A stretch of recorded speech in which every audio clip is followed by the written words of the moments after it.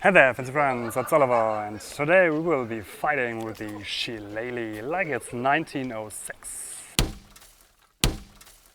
If you have a hard, strong Shillelagh, aim for the bony points like the temple, the jaw, the wrist, elbow or knee. The ideal stick you can have is an Irish blackthorne, Paddy's Shillelagh.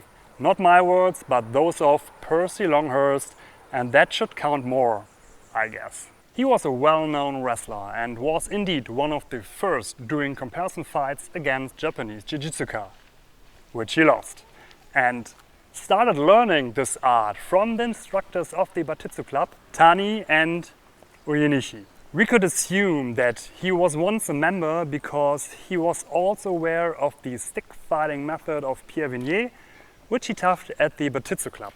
But in his opinion, this style was too complex to be good at without proper training. So he left us some easy advices for everyone.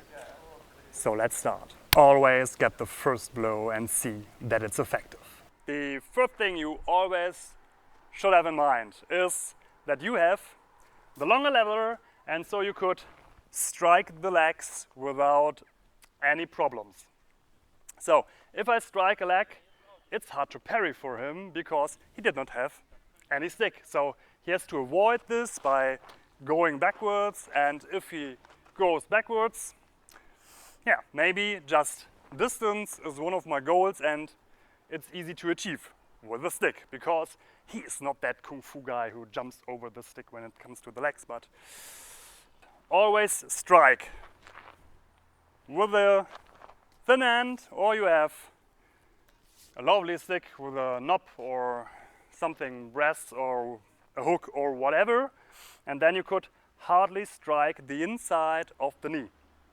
And the inside, therefore, because I try to mirror his stance, so I could bring in some more hips here, just because I'm open here.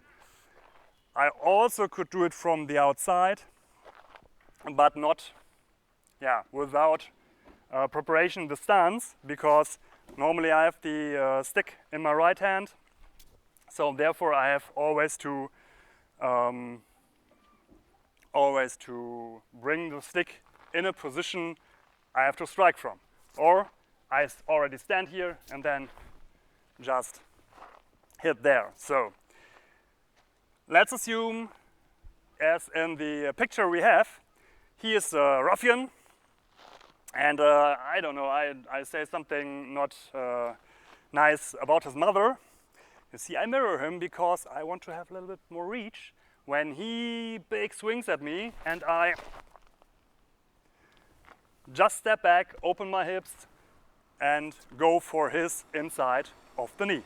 If the timing is somewhat different and he's closer to me and just want to give me a hard blow with his fist, Longhurst said we could do something the FMA community would call defanging the snake, so destroy his weapon. So if he's hitting with this weapon, destroy his weapon, and he wants to strike the edge of the wrist, so the bony parts, the tiny bony parts. And he's standing like here, so you could assume we are somewhat here, and then we bring a little bit weight backwards just to be safe. And if you have your cane just here, maybe you bring this up and hit to the side, or you are in a more ready position and he is coming and you just hit on the hand. So the first just in motion, I'm here, going there, or you're here, I'm talking to you, and he's not nice and comes to me, and I saw this coming.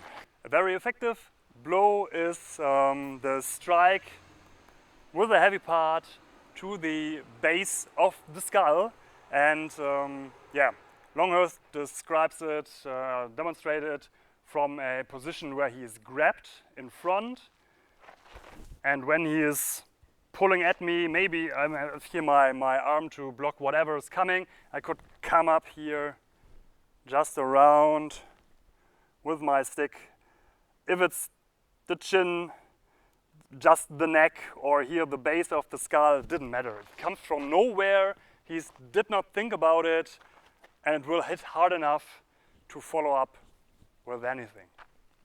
So, just as before, we are here, he's coming, and I just bring it up and hit, or I'm already here. We are somewhat talking, and he wants to grapple because I have a stick, he has none, but I know the tricks from Percy. But, of course, we are in a self-defense scenario with a walking cane, and the bayonet grip is not missing. So for that, you bring up your cane in a bayonet rifle fighting position. But in this case, actually, it seems you have not that much time, because if you bring that up, you normally grab in this position, so both thumbs in one direction, but then you have to grab from underneath, and Longhurst shows a different kind of grip with just these thumbs pointing to each other grip, which means if you bring up your cane, you just bring it into your hand. So you do not have to grab and look for it, but just bring it up.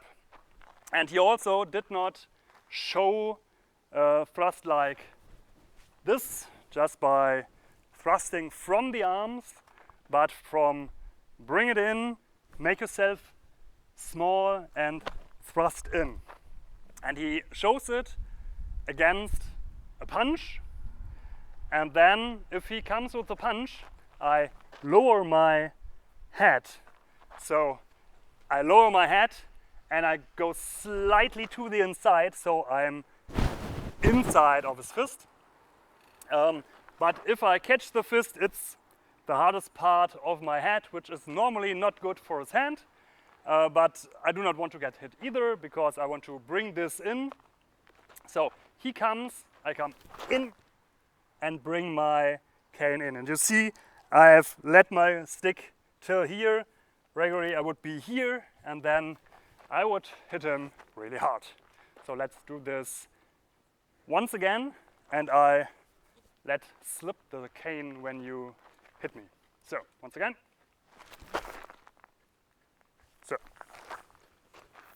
always in, because you go forwards, I go forwards, and yeah, it's like a car crash. Just to demonstrate it from the other side, so you maybe could see more, and it's not all everything hide behind his enormous biceps. So yeah, he's coming, I prepare myself, and I lay down and go to the side and hit. Somewhere here it would hurt, maybe the mark, maybe just in the ribs. Everything will hurt, and you will have the next strike at your own, no problem. Till now, the advice is, I have a long stick, use the length of your weapon, especially when he has none.